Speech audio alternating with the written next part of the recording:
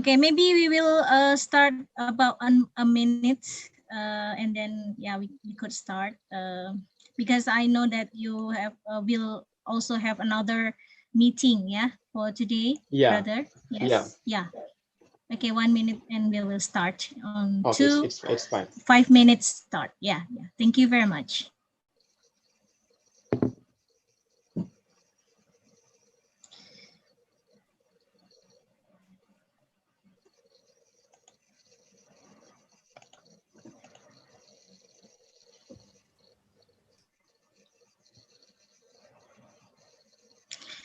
Okay, now we could start.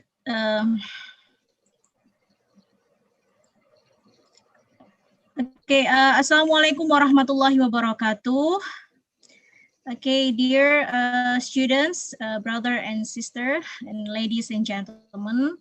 So today we will have the last lecture in the course of Introduction to Microeconomics. And today we are happy because we have a very special guest lecture. Yeah. Today we have Mr. Mustapha Wasseja with us. Yeah. Mr. Mustapha Wasseja, he is a PhD economics candidate at Heriot-Watt University. So in PhD economics, Bayesian econometrics, spatial econometrics, structural network analysis, and numerical dynamic programming. The sum of program that he is very interested on.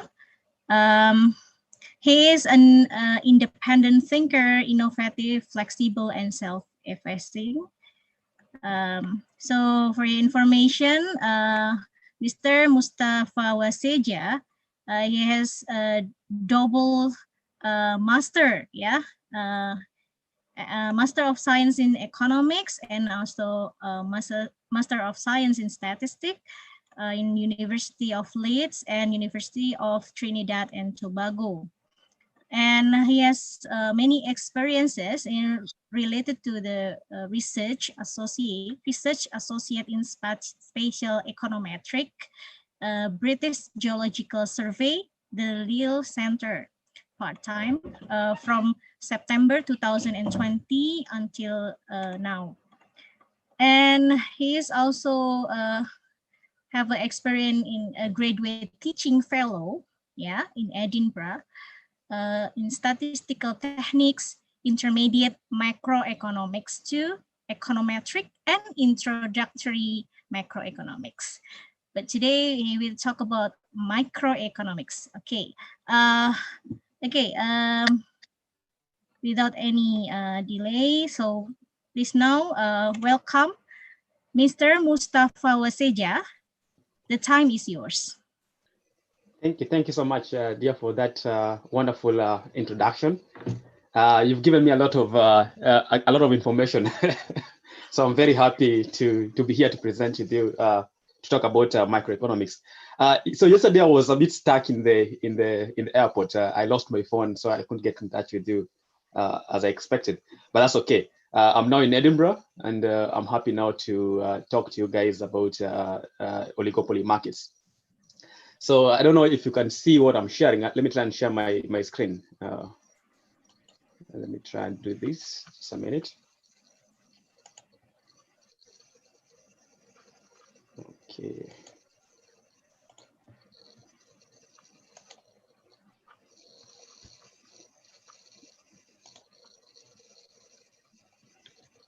Just a minute.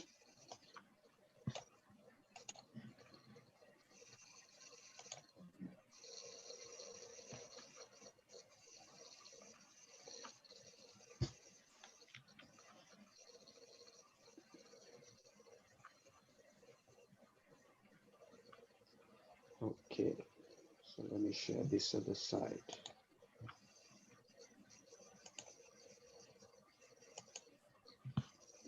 Can you see that? Yes, clearly, brother. Yeah, thank you. Okay, perfect. Thank you so much, dear. So I'll try to be as as simple as possible, because I've been told that you're first years and therefore you require slower introduction and perhaps more detailed introduction, perhaps, and we'll see how we fare through the process. So just to begin, I know you've already covered something on perfect competition. You've covered something on monopolistic markets and maybe monopolies. So oligopolies is a different sort of an economic market system that kind of falls in between what you refer as perfect competition and monopoly. So it's sort of an imperfect competition, and I'm going to describe that, as we go on, and I hope you're going to understand what I'm saying. So just to begin, let me give you a very brief introduction into what oligopoly is. So only itself, the word only means few. The word only means few.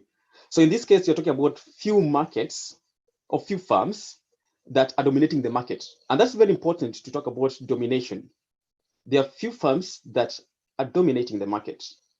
So you either have Pepsi and you have Coca-Cola. I hope these are very popular sort of markets that you know. So Pepsi and Coca-Cola, those are probably types of oligopoly.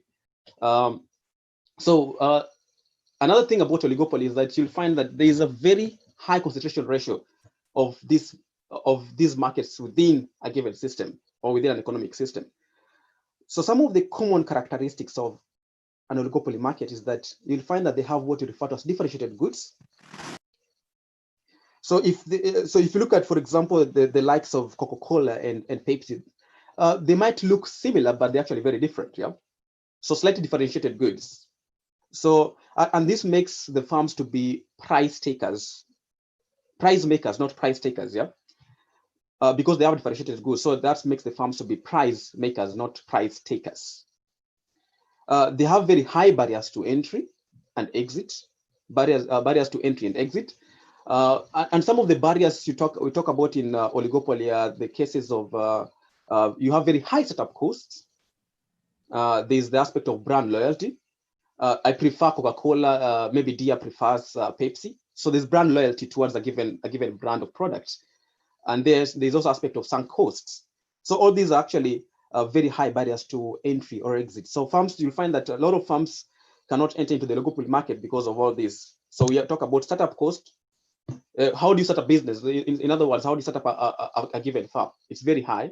So there's the aspect of brand loyalty. They already are an established market that's unknown in the economy. So people are loyal towards a given brand.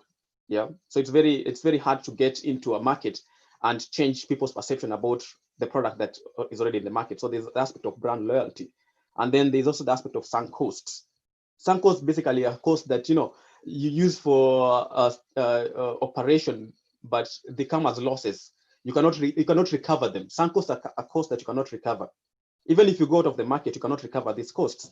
So they are very high sunk costs, and therefore that discourages some firms to enter into this sort of market system. And then there's another very important aspect that is referred to as interdependence. Interdependence. Interdependence is the aspect where firms do not make decisions on their own. Firms do not make decisions on their own. That means that they think of how the rival firms behave and react indirect to that. And because of that, there's the aspect of what referred to as price rigidity. Firms do not think on their own. They look at how other firms react. They look at how other firms are going to behave, and then they react in response to that behavior. There are so many examples, actually, if you look into the market. So if, for example, I don't know if you guys know something on these bicycles, yeah? You'll find that if people that are riding motorcycles decide on a given price, that might be in response to how other transport sectors in the economy behave. And in that case, you can refer to that as a cartel or an oligopoly in itself, because they behave with response to how other markets behave. I hope that's clear. And then we also have what's referred to as non-price competition. These are characteristics. Non-price competition. They do not necessarily compete with respect to price. So they'll compete with respect to the brand, how they package their brand, how they advertise their brand, and other qualities that they can put on their brands. So there's non-price competition, very famous with the oligopoly markets. And one important one that you should never forget, this is a very important one, is that profit maximization. Profit maximization is not the sole objective of these firms. Profit maximization is not the sole objective of these firms. Why is that? Because these firms are basically fighting for market share. So if you're fighting for market share, then other aspects of competition come alive.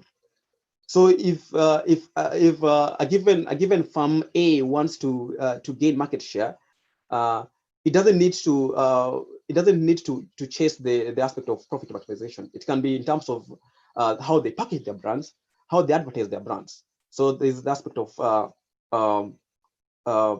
no profit maximization being a very important objective. Yeah, I hope that makes it clear. Something else that I would talk about is which I've not covered here, but I think it's quite important to mention, is what we refer to as the kink demand curves. Yeah, I'm going to describe them much more in detail as you go. So you'll find one of the very famous characteristics of oligopoly is that they have what we refer to as a kink demand curve.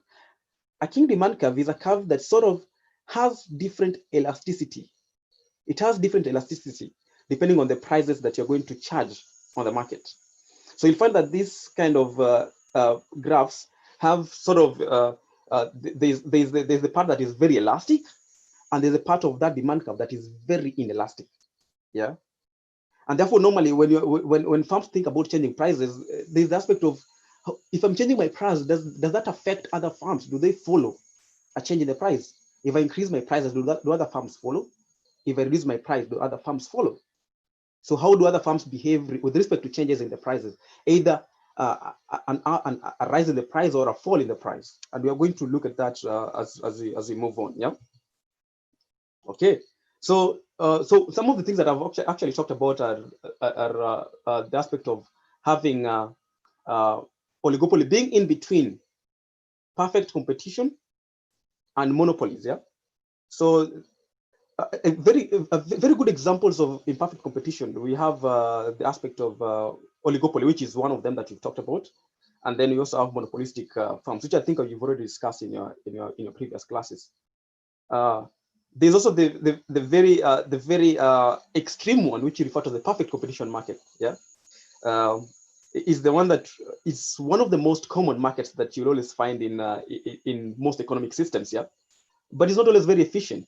It's not always very efficient. So some of the ones that you always find that to be imperfect are oligopoly and monopolistic markets. Yeah. And I've also discussed some of these characteristics, which I've already discussed in the first line of my introduction. And I told you that in oligopoly we have few firms that are trying to dominate the market. Yeah. So in that case, they have very few sellers that are offering either similar products or differentiated products. Yeah. We also have interdependent firms. So, when I talk about interdependent firms, I refer to firms that try to react with respect to how other firms react. Yeah. So if I change my prices, how will that affect other firms? Do they change their prices? Do they stick with their prices? And that's very important to understand. Yeah. And then there's a very simple form of oligopoly, which is referred to as the duopoly. And the duopoly is one of the most simplest form of oligopoly. And in that case, you have two firms coming together so that they can dominate the market share. Yeah. A very good example is Coca-Cola and Pepsi. Yeah. At some point, they're actually competing, and then at some point, they tried coming together to form some form of what you refer to as duopoly. Yeah. So those are very important examples of markets that you can think of when you talk about oligopoly all around the aspect of duopoly. Okay. Now, you remember I talked about the kink demand curve, and I'm going just to describe it in a very slightly simpler way. So in a kink demand curve, you can see here. Now, this is the market price. P1 is the market price, right? Now, what do you know about demand curves? We know that they're downward sloping, right? And you don't always have this aspect of a kinked demand curve when you're dealing with just a normal demand curve. But in this case of oligopoly, you'll find that they have a kink. It's like the demand curve is bending. It's not just downward sloping, it's downward sloping, but also bending. Now, that bending or that kink gives it two aspects or two characteristics. One is that you'll find that under different regions. So if you look at this upper region here, this upper region here has what you refer to as a price elastic demand, And this lower part here has what we refer to as a price inelastic demand, Elasticity, I don't know if you've already covered this, but maybe I can explain it in simple words. You guys know what you refer to as a rubber band, right? You know a rubber band, the one that you can pull and, a rubber band, yeah? Now, if I'm pulling a rubber band, you can see that it stretches, right? Now, that stretch is referred to as elasticity. That stretch of the rubber band is referred to as elasticity. Now, when we talk about elasticity in economics, we refer to how changes in the prices affect the stretch of the quantity. So if I put a very small change in the prices and the quantity changes by a very big margin, then that's referred to as price elastic demand. Small changes in the prices, very big changes in the quantity, price elastic demand. When I put small changes in the prices or even high changes in the prices, but the quantity changes by very small amounts, then that's referred to as price inelastic demand. Inelastic is all that does not stretch. The quantity does not change, it does not change. But in elastic demand is on that you put a small effect in the prices, but the quantity changes by a very large margin. So in this case, you can look at the demand curve. There's the aspect where now, if you change the prices by a very small amount, the demand changes by a very large amount. And another aspect, like in the price inelastic case, when you change the prices by a small amount, the demand will not change that much. Very good example that is normally seen. For example, school fees. School fees has what referred to as a price inelastic demand. Yeah. So you change the prices, people still want it. Yeah. So they'll still purchase it.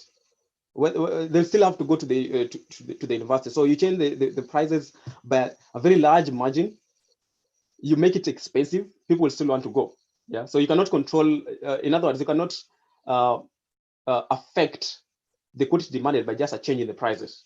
So in that case, you always find that most universities will tolerate or think about putting on or raising in the school fees, because they know definitely not so many people will actually drop out of the university because of a change in the price or the change in the school fees. That's an example of a very good, what we refer to as a price inelastic demand. Another good example is, I don't know if this normally happens, but I think in the UK, there's the aspect of people that normally use cigarette consumption. So people do consume a lot of cigarettes. So the government put a lot of tax on cigarettes, meaning that the price of cigarette goes up, but people still consume it. Yeah. So, but they're trying to discourage the consumption by putting a higher price on it, a higher price tag on the cigarettes. Mostly in the universities, they're trying to discourage students from using cigarettes, from using other luxury goods that they don't need to use. Yeah, those are examples of what we refer to as a price inelastic demand. Yeah. So one thing that I want to take away from all this discussion of what's called as a kink demand curve is that it has different price elasticities at different points around the price P1, which is the market price. So let me give you a very simple example here. Let's say the price of price moves from P1 to, let's say, another price up here referred to as P2. If price moves from P1 to P2, let me go back. If price moves from P1 to P2, what you realize is that the quantity demanded will decrease, right? Because that is very common, is that this Q1 will decrease from Q1 to maybe another Q2 somewhere here. If the price moves from P1 to P2, let me try and use this one. Just a minute. Okay, so if the price moves from P1 here to somewhere here, P2, let me try and change the color to black maybe. Okay, to somewhere here, P2, yeah. So you'll find that if there's a new price here, P2, which is higher than P1, then if you do if you draw a line up to this line here or this other line, you'll find that you'll have a new price down here, right? You'll have a new quantity here. Let's say Q2. So you can see that the change in P1 to P2, change in P1 to P2 is actually smaller, but the change from Q1 to Q2 is very large, right? Very large. It's very large. This change here from this point to this point, very large. Price elastic. So if that happens, why will the farm, why is this? Why is this the case? If there's a small increase in the prices, but a very massive change in the demand. Why? It's because of what we refer to as interdependence of other farms, yeah? So because other farms will not follow the change in the price, therefore the market share and the total revenue for this farm that has changed the price will decrease. And that's a very bad idea for the farm to change the price because it's going to lose out in terms of market share, in terms of revenue. So you'll find that farms in this case will not, any farm will not take this idea of increasing its prices because increasing the prices will not guarantee a higher market share or a higher revenue. I hope I'm clear on that. And then, what about if the farm wants to reduce its price? Let's say from P1 to maybe another very big change in the price, which is let's say P3 here. Let's say P3 here. So it's moving from P1 to P3 at this point. What happens is that if you draw a line here, you'll find that the change in the quantity will be very small. Actually, I should have drawn it around this where there's a slope here. So you'll find that if you let's have it here. Just a minute. Let's have P3 here. Let's have P3 here. So if I have P3 here at this point, then you'll see that the new quantity will be closer to Q1, right? So you can see a massive fall in the prices, a smaller change in the quantity. So let me give an example. So you are in the market and you are selling, let's say, apples. Yeah. Someone else is in the market is also selling apples that are a bit different from your apples. So how do I ensure that I have more customers? How do you ensure that I have more customers? I can try by changing prices of my apples to be a bit cheaper. Yeah. So if I reduce the price of my apples, maybe from let's say 10 Indonesian dollars, let me talk about $10 to maybe $5, then people will basically go and buy the cheaper product, right? That is the same in oligopoly. If you do that, all other farms are going to also change their prices. They're also going to drop their prices by the same amount that you've dropped your price. So that means that you don't necessarily get the market share.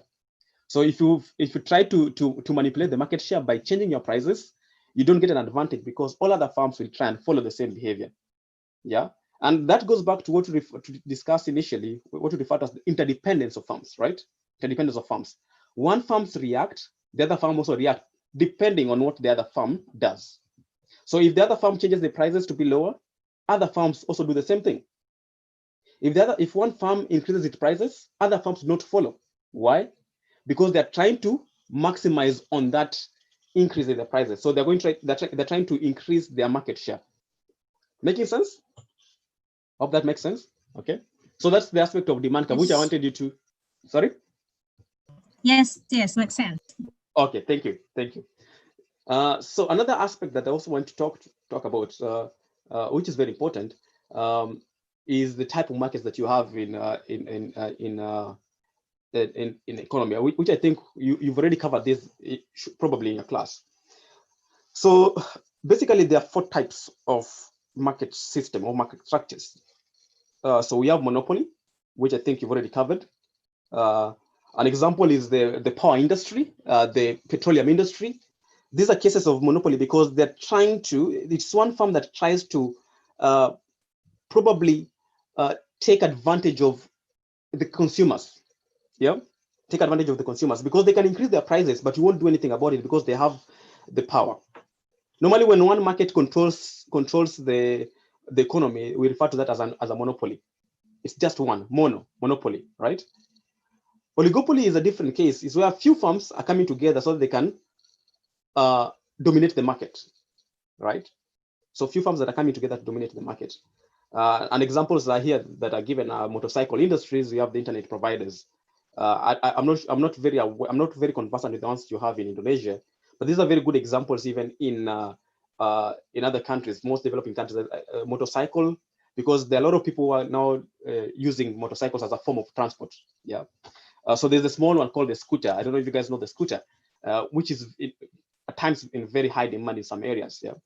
And then internet providers also is an aspect of what we refer as oligopoly. So you find some of these motorcycles or industries come together so that they can dominate the market share. Or you can find internet providers coming together so they can dominate the market share. That's an example of what we refer to as oligopoly. Yeah. And then you also have what you call monopolistic competition, which is almost similar to monopoly, but has a different aspect to it. Yeah. The case of monopolistic competition is that you have the type of products that they actually produce, is that you have differentiated products. So if someone is selling maybe a cup like this, it will be the same cup but a bit different. Maybe it won't have the stars that it has here. Maybe some circles which might appeal to some other people. Yeah. So that's an example of what we refer to as monopolistic competition. So examples like novels and movies. So you have a very good example. You have Netflix. What's the other form of a monopolistic competition? We have Amazon Prime. I don't know if you guys know Amazon Prime. So they also, show movies. We also have what we call as the star plays. So all these forms are types of organizations that are trying to that they have behavior which you refer to as monopolistic competition. Yeah.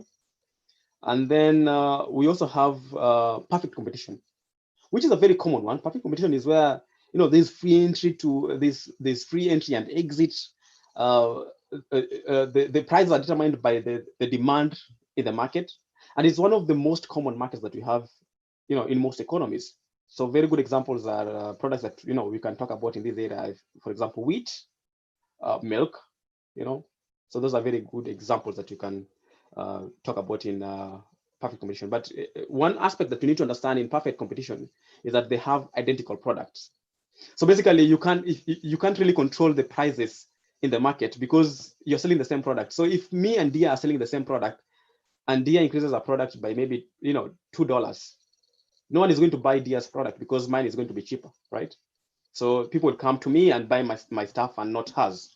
So that's an example of perfect competition. You cannot just change the prices because you're not a price maker. You're a price taker. You take the prices the way they are in the market. And those prices are determined by the forces of demand and supply. Yeah. Okay.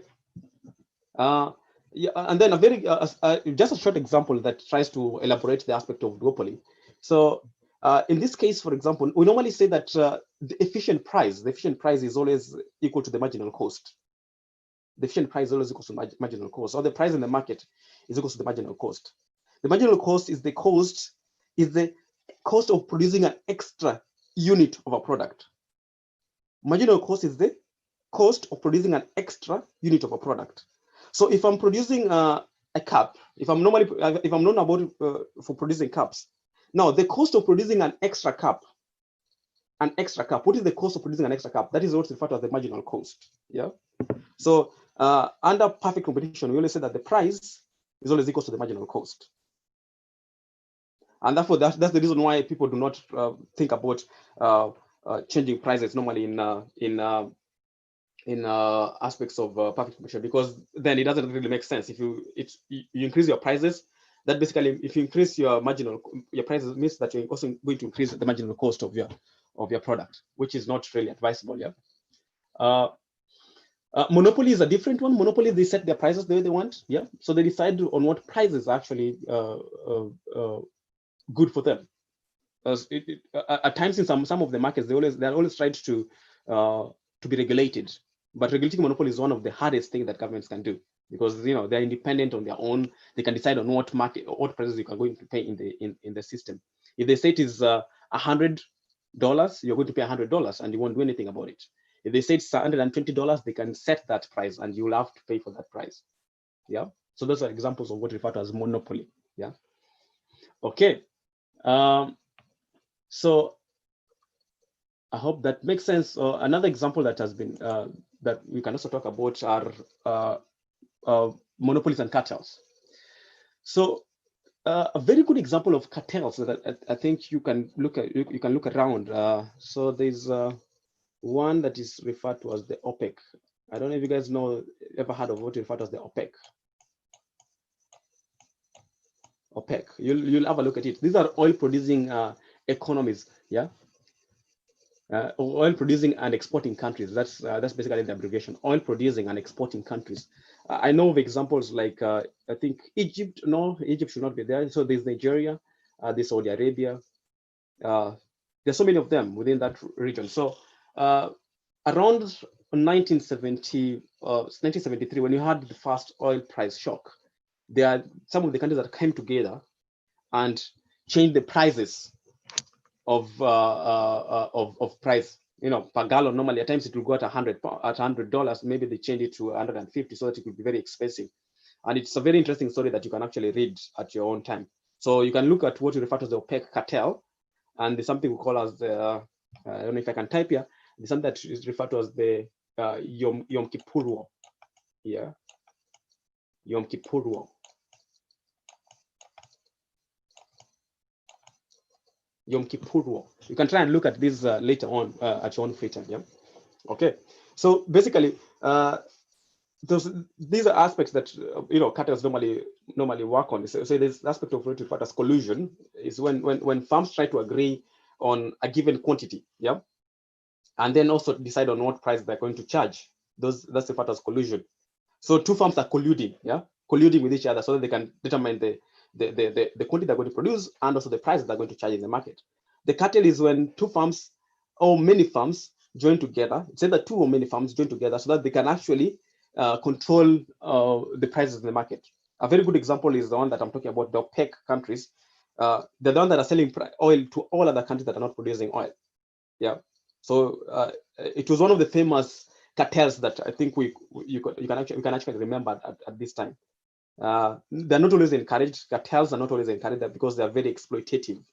They're not good for any country. Yeah. So that's a very good example of cartels. And then duopolies, I think duopolies you've already talked about is when you have two markets coming together to form an oligopoly. Yeah.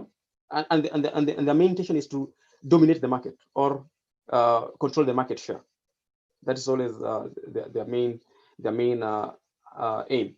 Now, all these aspects here of either collusion, cartel, or duopoly or oligopoly, in other words, are not always good for any economy, and therefore there's some form of checks and balances that are placed within each country so that they can try and reduce this sort of predatory pricing or predatory market systems. Yeah. So you'll find there's something referred to as the antitrust laws. And I think we're going to talk about this much more as we proceed, which is quite interesting, actually. Yeah. Okay. Are we together? Is there any question before I can proceed? Student, any question? So here we have almost student is from Indonesia. We have yes. 26 students here. Okay. If all they come, but now we have 24, 23, yeah, because we have two of us, and then two of this class, two of student in this class. We have from Gambia and from Sudan, international student. Yeah. Okay. So any of you student, you could please post the question if you have any question that may you have, please, or maybe we will post the question at the end of the lecture if it's possible. Yeah. Okay, it's fine. Perfect. Yeah, if you don't have any question at the moment, it's okay. I can go on and then we can discuss much later. Yes. If that's okay. Yes, yeah. Maybe go to Nash Equilibrium. Yeah, thank you. Okay, thank you so much. Okay, so now I'm going to talk about the Nash equilibrium. And before I talk about the Nash equilibrium, there's the aspect of equilibrium prices and equilibrium market quantities that I think we've already discussed when we talk about just a normal demand curve. No, a normal demand curve, when you're doing a normal demand curve, you always find that there's a given price and there's a given quantity that the market sort of has in balance or that clears the market. An equilibrium price or an equilibrium market is that price that clears the market. Yeah. This is always a very controversial aspect when you talk about clearing the market, because people normally ask questions: how do you clear the market? How do you actually clear the market? Because the aspect of clearing a market is an assumption that doesn't really work in real life. Yeah, because there's always an aspect where people do want to charge different prices. So there's never an equilibrium price. There's never an equilibrium price and equilibrium quantity, but we always talk about equilibrium price and equilibrium quantity when we talk about the models. So the models are basically a representation of what we refer to as reality. Yeah? It cannot be true, but at times when you're doing a model so that you can represent reality, we have to talk about equilibrium prices and equilibrium quantities. Yeah. Now, a very interesting aspect of oligopoly is what the Nash equilibrium. This is an aspect that comes from the game theory. Yeah, game theory. Game theory is where you have two agents or two entities or two people or two companies or two firms trying to interact as a way of trying to change the behavior of the other. Yeah, so they react with respect to how the other firms behave, or with how other people behave, or how other agents behave, so that they can gain something from this behavior. Yeah, so they can either cooperate or they can either be competing. So there's aspect of competition or cooperation. Yeah, so you can either collaborate or you can either compete. So this is an aspect of what is referred to as game theory, and Nash equilibrium is one of the important aspects in game theory. So Nash was a very famous economist, when he came up with this aspect of game theory, which actually changed the way people think about cooperation and collaboration or competition. Yeah?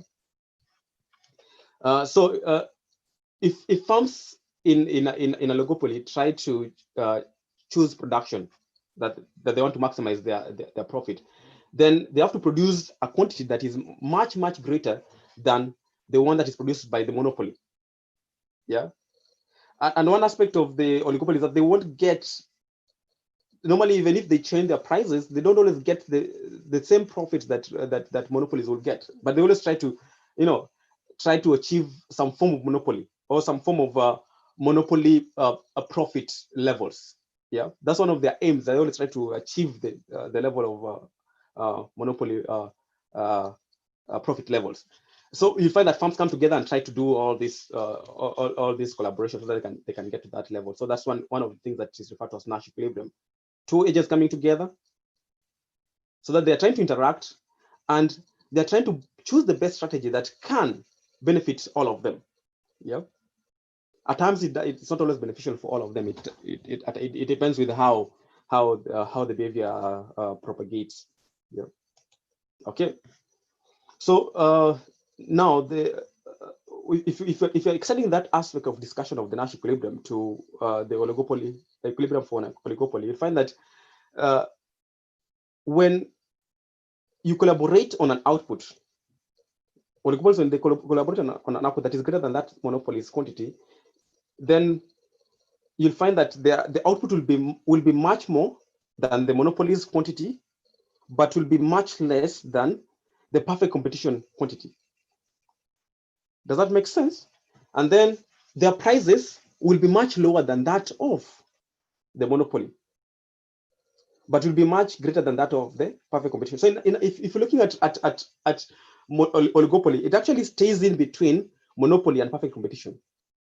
So the output is much higher than monopoly, yeah, but much less than perfect competition. I'll call perfect competition as PC. Let me call perfect competition as PC.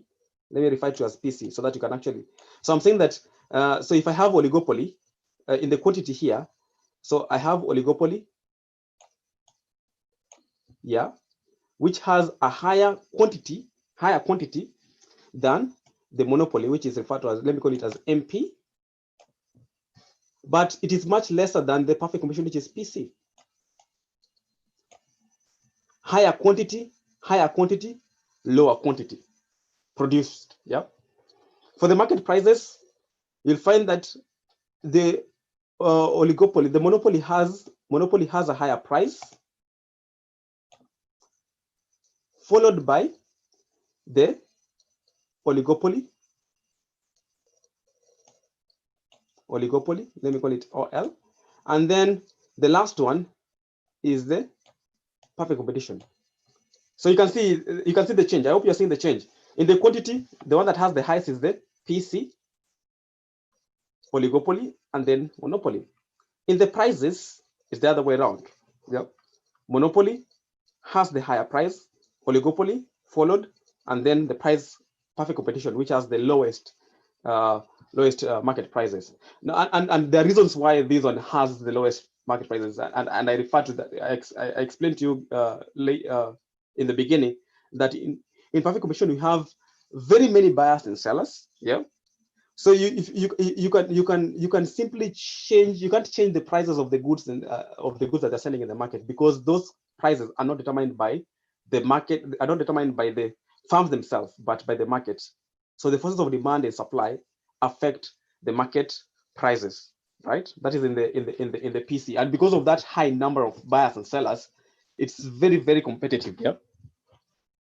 And then in the profits, you find that the profits that the monopoly gets are actually higher than that of the oligopoly. So total profits are less than that of monopoly. So in this case, you'll find that oligopoly.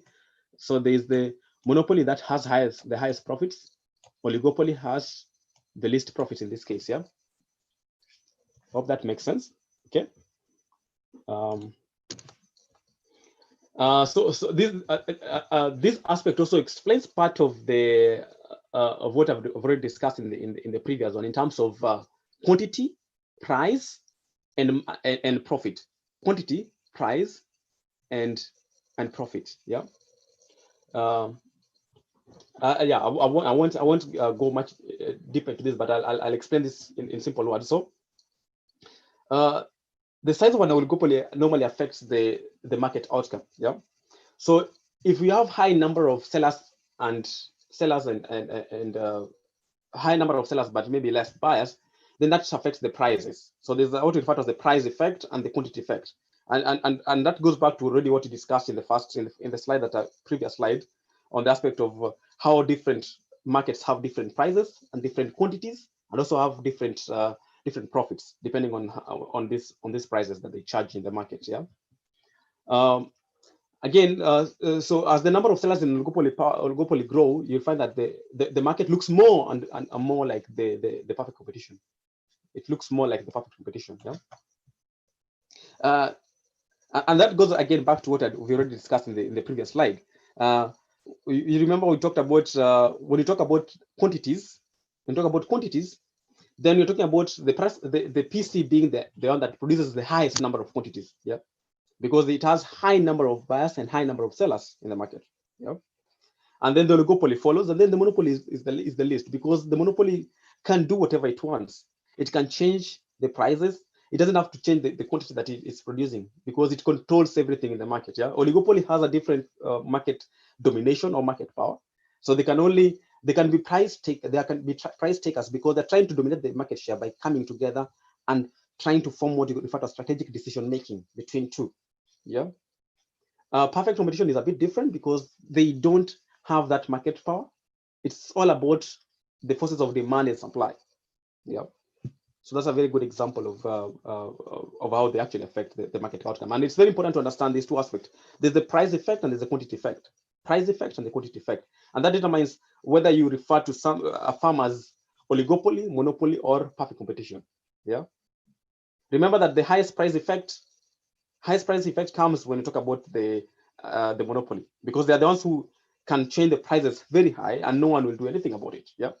Lowest price effect normally comes when you talk about the perfect competition, because in that case they have so many high number of buyers and sellers, and their decisions on whether to change the prices are not on their own. They're actually price takers. They're not price makers. Yeah, they take prices the way they are. Yeah. And that's very important to remember. Okay. Okay. So now we come back to the game theory that that we already discussed, I think, when you talk about the Nash equilibrium. Now, a very important aspect of the game theory is that game theory is an aspect where you're trying to have two firms or two entities or two agents coming together, and they're behaving in some form of strategic manner. What does that mean? What does that mean? It means that they're trying to cooperate with one another so that they can either benefit from that kind of mutual relationship, or one of them can benefit and the other one loses. So it depends with how you look at it. Yeah. So that's what we refer to as game theory. Is a part of economic that is referred to as behavioral economics. Behavior. How do firms behave? And then how does that behavior affect other firms? Yeah. Very important part of economics. Yeah. One important aspect under game theory is what is referred to as the prisoner's dilemma. Prisoner's dilemma, and I'm going to explain prisoner's dilemma in a very brief manner. So, prisoner's dilemma is the aspect where you have two prisoners that are actually convicted of a crime. Is an example that there are two prisoners that are convicted of a crime. Now, these two prisoners, either they confess or they remain silent. Now, if they pick either of the decisions, then it affects the other person. Now, it's the same thing to the firms. So, do firms either cooperate or compete? So, if they cooperate, do they benefit? If they compete, do they benefit? It's a very important aspect. Even countries, China versus the US, do they cooperate in terms of trading, or do they compete? And that determines whether they're going to lose, and who's going to lose, and who's going to win. Very good example of what we refer to as game theory, or the prisoner's dilemma. Yeah. So so these are a very good example. Let me show you just one example that we can try and expound more. So let's look at these two prisoners, for example. So this is Bonnie and Clyde. So you guys know Bonnie and Clyde, I hope so. Yeah. Bonnie and Clyde is a very interesting fable that is normally told in. I think I heard it when I was still a kid, about two people that are actually one of the most known gangsters around. Yeah, Bonnie and Clyde. So Bonnie and Clyde have they've done some bad things, or they've robbed a bank or something like that, and they're both apprehended by the cops. So they have two decisions here. They're put in separate rooms. So Bonnie is in room A and Clyde is in room B. Yeah. So one of the cops come into Bonnie's room and tells Bonnie that if you confess, you're going to get. If Bonnie confesses, you're going to get 8 years. Yeah. If Bonnie confesses, he's going to get years. If Clyde confesses, he's also going to get 8 years. So there's cop A and cop B in both of the rooms, talking to Clyde and Bonnie separately. They are not looking at each other because they're separated by rooms. Yeah, so they don't really know what the other person says. So in this case, you can see that if Clyde confesses and Bonnie confesses, both of them get how many years? 8 years. If Bonnie confesses and Clyde remains silent, then Bonnie goes free, but Clyde gets about 20 years of jail time. Yeah. How about this other side? You see, if Clyde confesses and Bonnie remains silent, then Clyde goes free, but Bonnie gets 20 years of jail time. If both of them remain silent in this last quadrant here, if Bonnie remains silent and Clyde remains silent, then both of them get 1 year. So you can see they have to think about which one makes them, which of these two options benefits both of them. But because they are in two different rooms, at times you'll find that they make decisions that are actually not good for them. So either they'll pick the first quadrant, or someone else will talk, another person will remain silent, and it affects one of the person. Yeah, which is always very an interesting dilemma. That's why it's referred to as the prisoner's dilemma. These are prisoners, but they're actually confused on what to take. because Bonnie is in another room, Clyde is in another room, and they have to either confess or remain silent, and that determines whether they are going to jail for longer or for shorter. Making sense? Okay.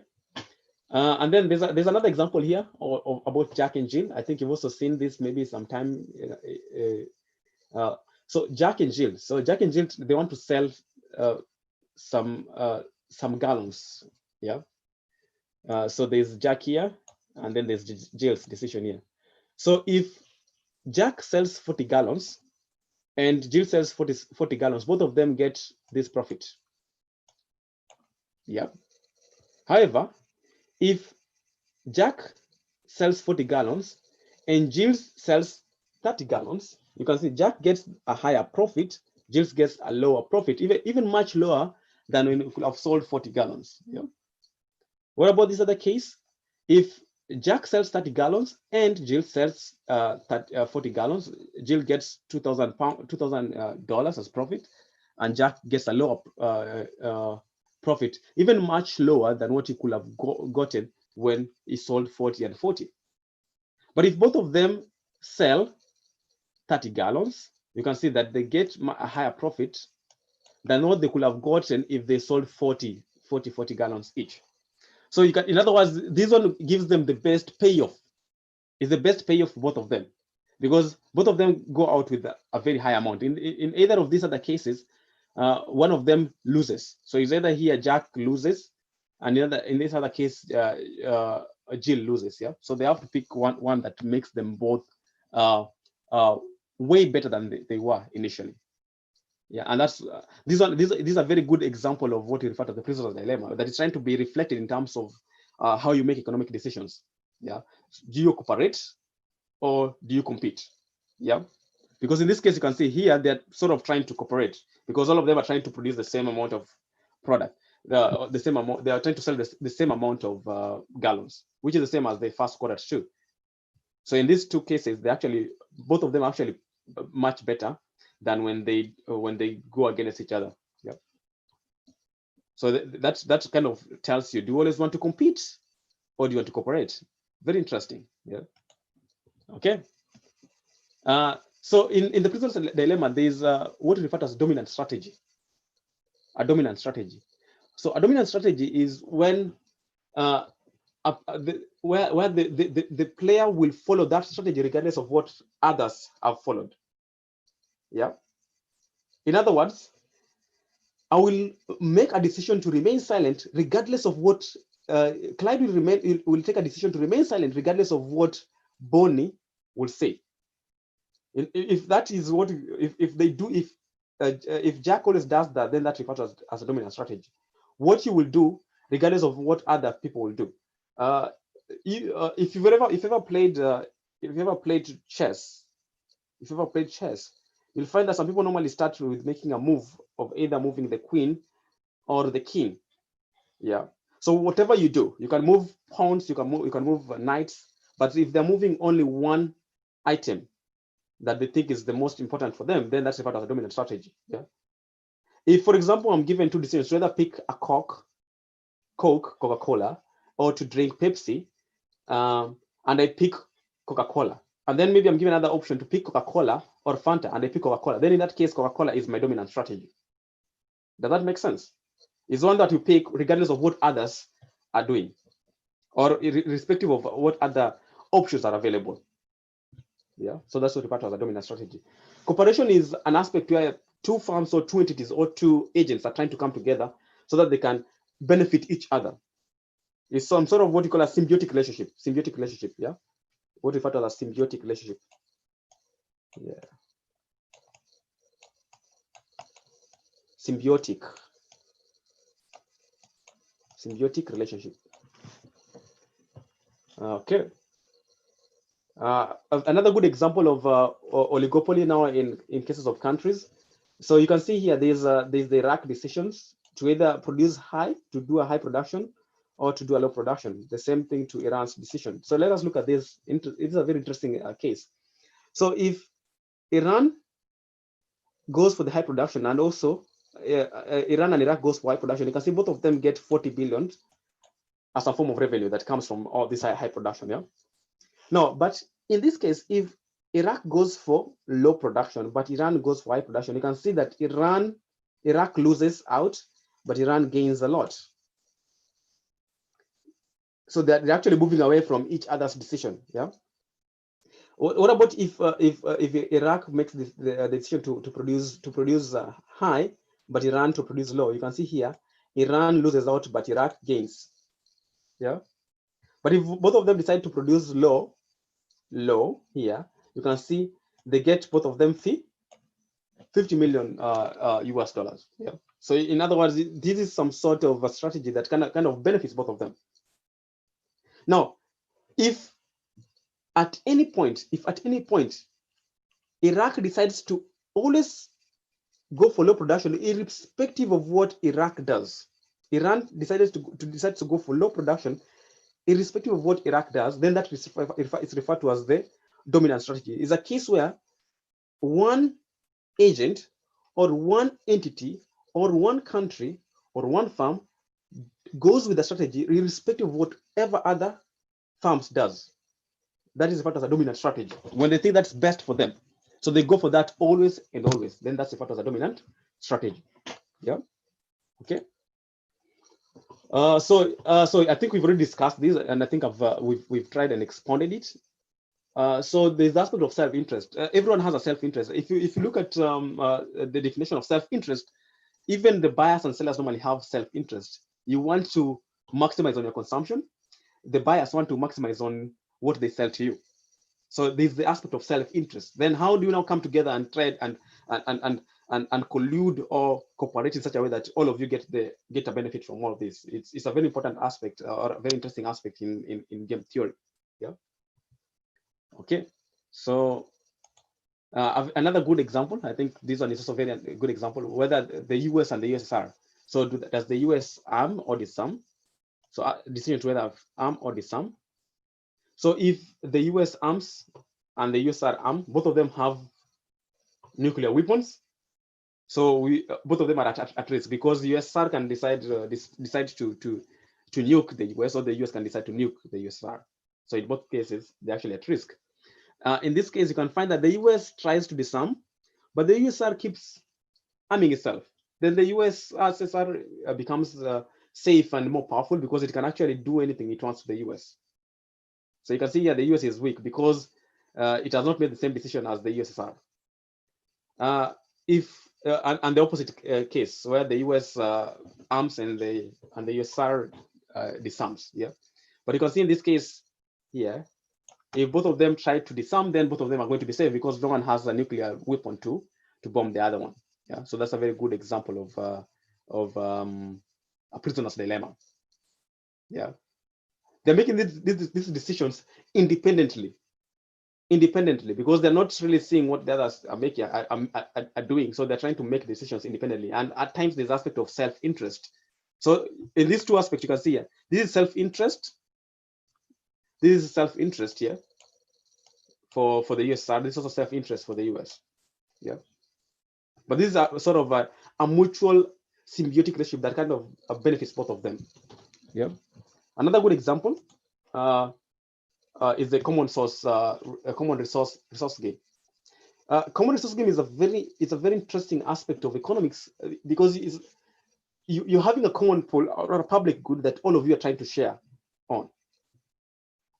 There's always the aspect of what is referred to as free riding, and I think maybe at this point you haven't covered that, but it's something you can try and look at what is referred to as free riding under public resources or common resources. Yeah. So under the common resources, you can see here we have two people. We have Exxon and we have Arco. These are two firms. Yeah. So do they drill 2 wells or drill 1 well? So if both of them drill two wells, you can see what they get here. Each of them get 4 million profit, 4 million profit. If one of them does drill, the other one does not drill, then one of them fails, gets a lower utility from this decision that he makes. You can see there is 4 million, so there's a drop. There's a -1 drop in the utility that they are getting initially. The same to this one here. If they decide to drill 2 wells, this one decides to drill 1 well, there's a -1 that comes here. if they decide to bid well for both of them get a plus 1 million, a plus 1 million. So this is a mutual ratio that is actually very, very beneficial for both of them. Okay. Yeah. So another important question that they ask now, why do people sometimes cooperate? Why do you think they cooperate? You have a question?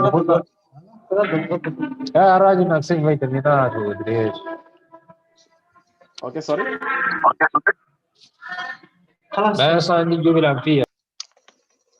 Is that a question?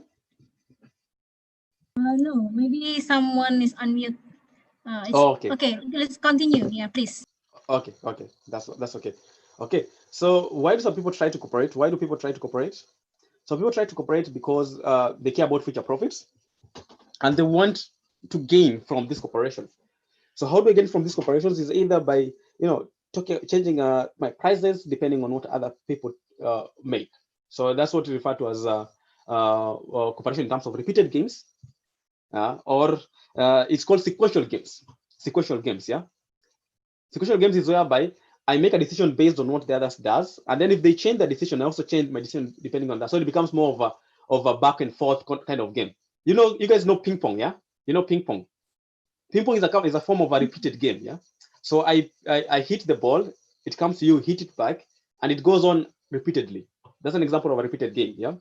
Or what we refer to as a sequential gaming, because a firm changes the prices, the other one changes the prices, and then they make another further change, the other one does the same thing, yeah.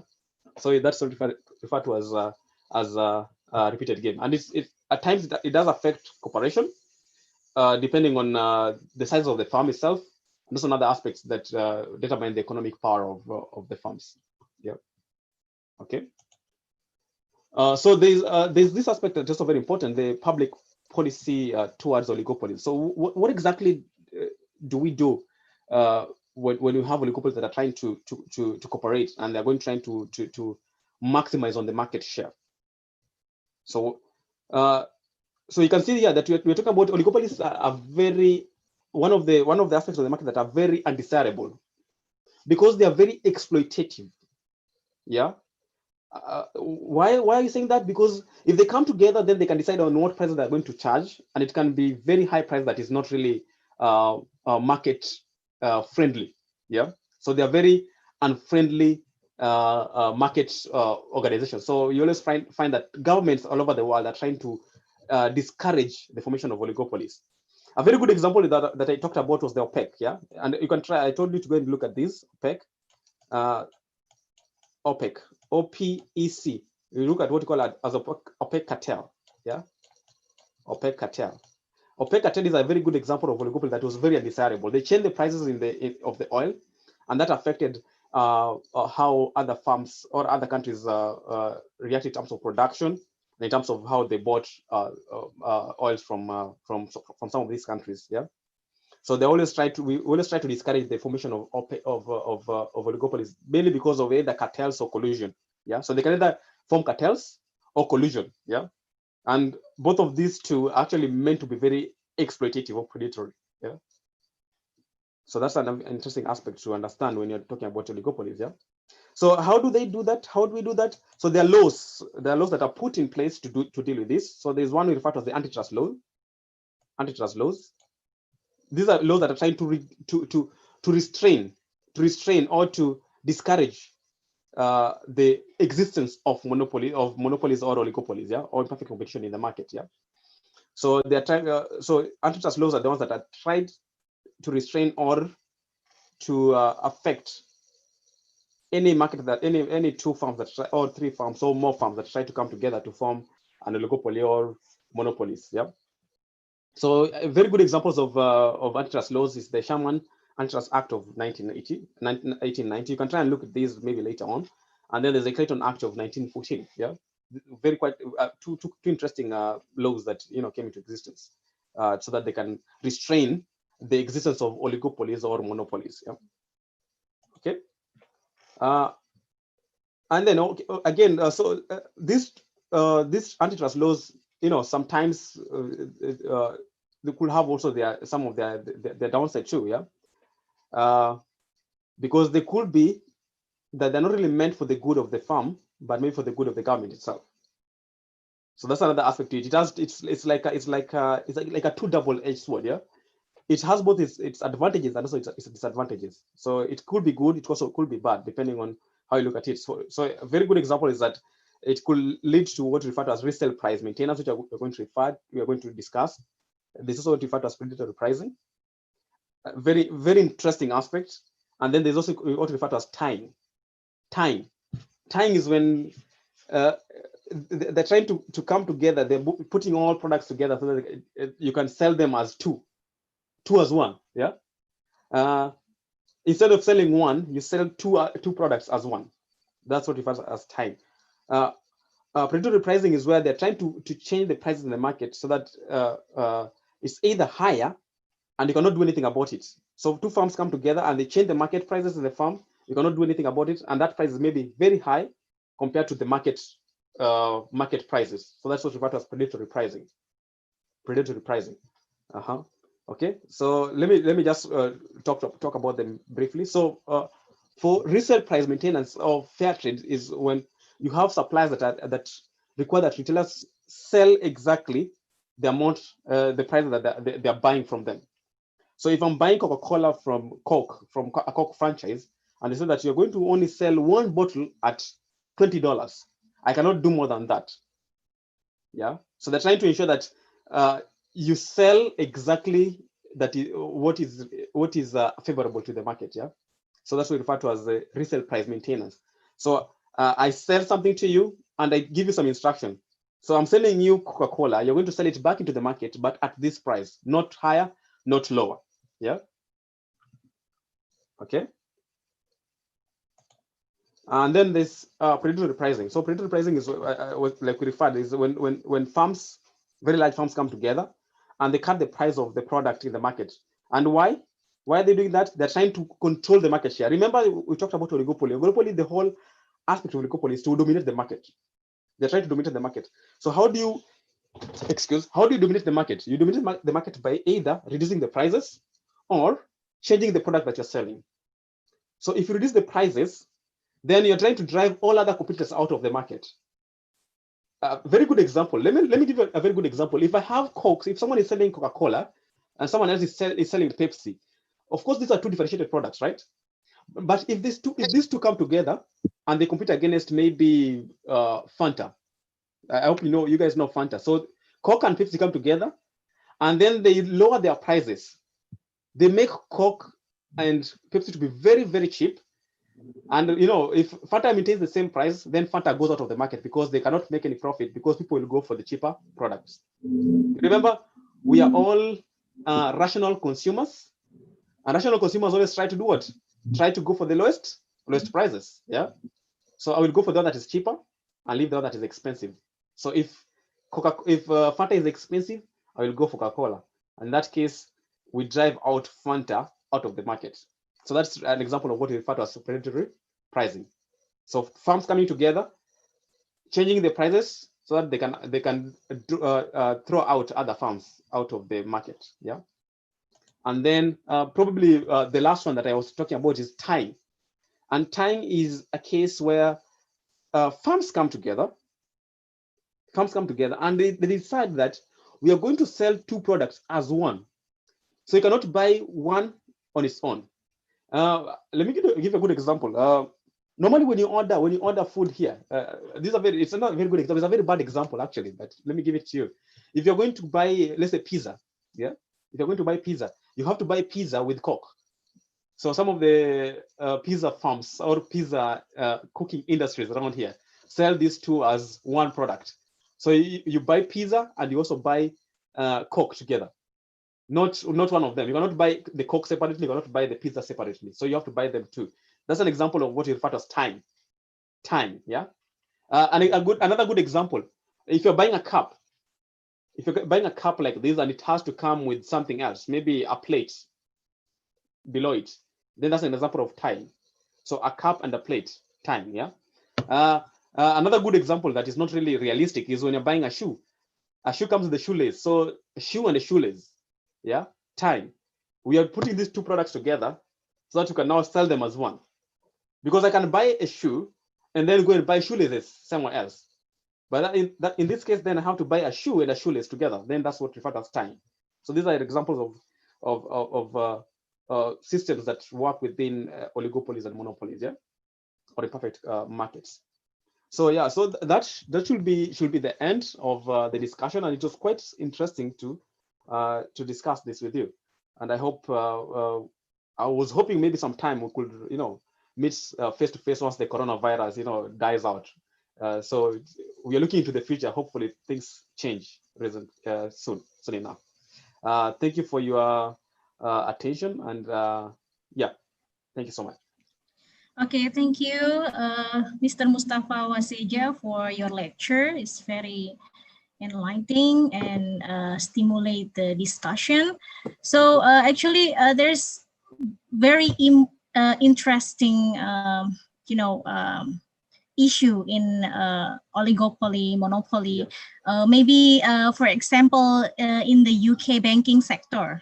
Yeah, Yep. the UK banking sector is dominated by a few very large banks, yeah, including Barclays, the Royal Bank of Scotland or RBS, yeah, and HBOS, yeah. Yep. And then in terms of market share, just a few firms dominate, yeah. Despite the popularity of online banking and then the possibility of new banks entering the market, smaller banks represent a modest proportion of the total market supply of personal financial service. Exactly. Here in the UK banking sector, yeah, in your opinion, actually, what is the market structure? Yeah, best described for the UK banking sector. Thank you. So, thank you so much for that question. That's a very interesting question. Actually, this has always been an aspect that has been discussed quite, broadly in the banking sector in the UK, because you have a lot of commercial banks. These are commercial banks.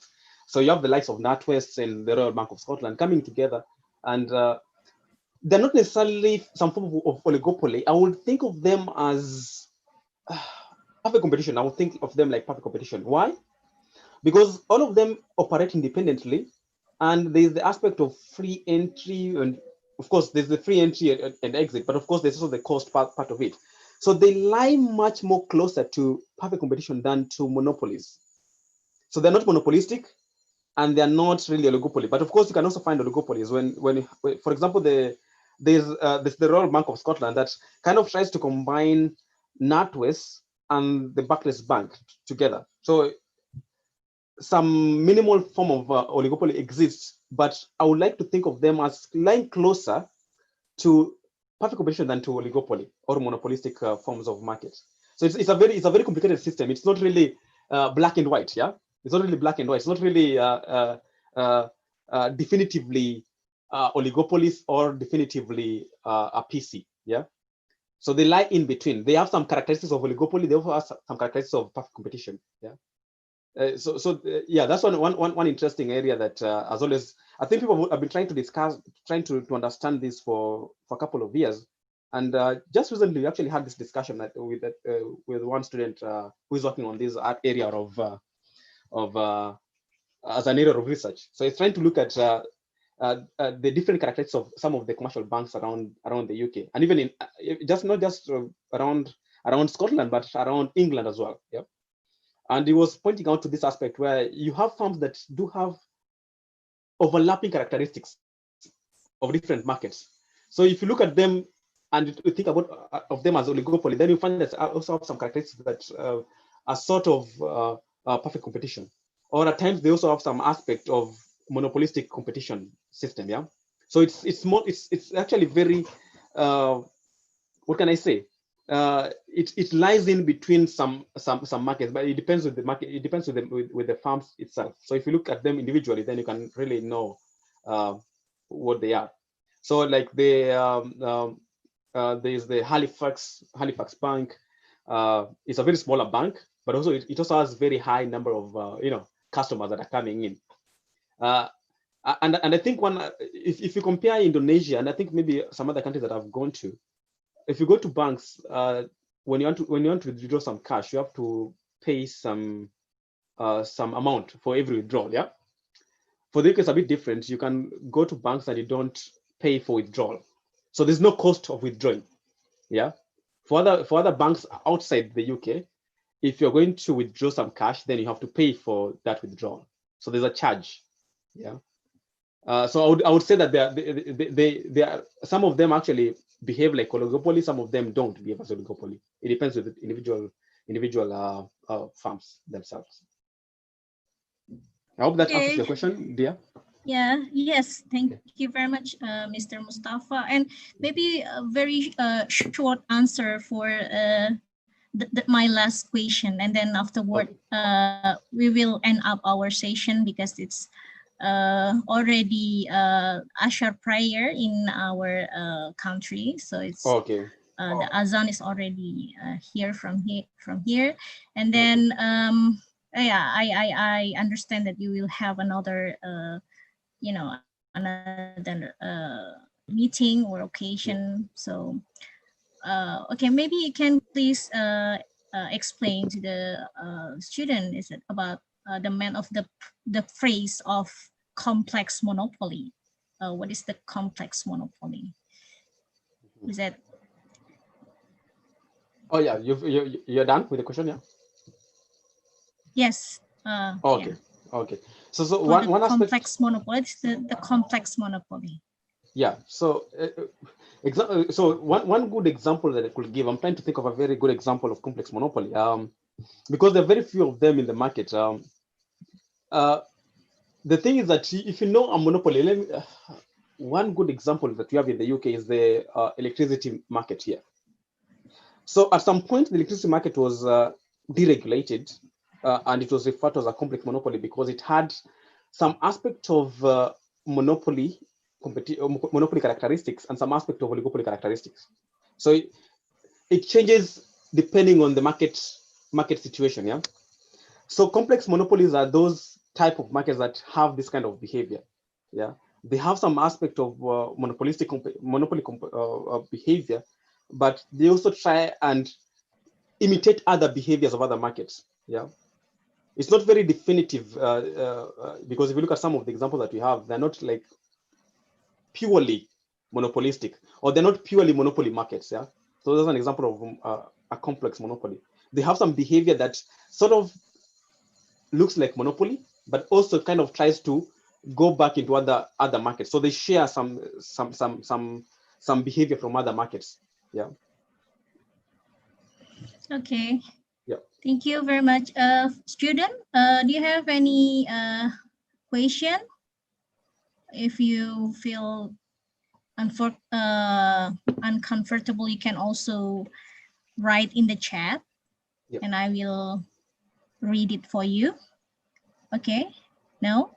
Okay, maybe for another occasion, you could, yeah, maybe email or chat with Mr. Mustapha Wasseja, for a further question. Yeah. Okay. Yeah. Thank you very much for your coming, Mr. Mustapha Wasseja. We are very pleased you already here, join with us, study together. Yeah, in introduction to microeconomics. And for your information, this is our last meeting, last session in the semester, and afterward we will have evaluation, and exam, the final exam. Okay. Okay. Thank you very much. Okay, for your for Nash equilibrium and game theory, maybe you can watch the movie, very beautiful. Yeah. The title is Beautiful Mind. Yeah. John Nash, as a John Nash, exactly. actor, there, and maybe you can, draw about his thinking, related to the game theory. Okay, you can search in YouTube. Okay. Thank you so much. Thank you very much. Thank you so much too. Mustapha Wasseja, Mr. I hope to speak to you soon. Yeah. Yes, inshallah. Thank you. Yeah. Yeah. Thank you so much. Thank you. Okay. Okay. Bye-bye. Bye. Bye-bye. Have a wonderful time. Bye. Yeah. Yeah. Okay, student, you can open camera to say bye-bye. Yeah, I can't see their faces. Yeah. Yeah. Okay. See you around. See you soon in the another guest lecture. Bye. Bye. Bye. Bye to you. Thank you, sir. Thank See you, you. Nice to sir. meet you, sir. Thank you, sir. Thank you. Thank you. So they are all of them are first years, right? Yes, pardon? All of them all of them are first years, right? Yes, first year. Oh, First that's year. good. Yeah. Yeah, I hope you're studying hard. So it's good to see you. So get ready Yes. for an exam, and you know, it's always interesting to learn economics. You know, once you start. Yeah. Even you took to master degree. So it's been Yeah. very interesting. You'll be there soon. So yeah, just keep on working hard. Get the basics right, and you'll be fine. Yeah. Yeah, inshallah. Okay, study Okay. hard, guys. Yeah. Thank you. Thank you. Have a wonderful time, and I hope to speak to you some other time. Yes, me too. Yeah. Okay. Have a Okay. wonderful Thank you. time. Okay. Thank Goodbye. you. Goodbye to you too. Okay, student, that is our session for today.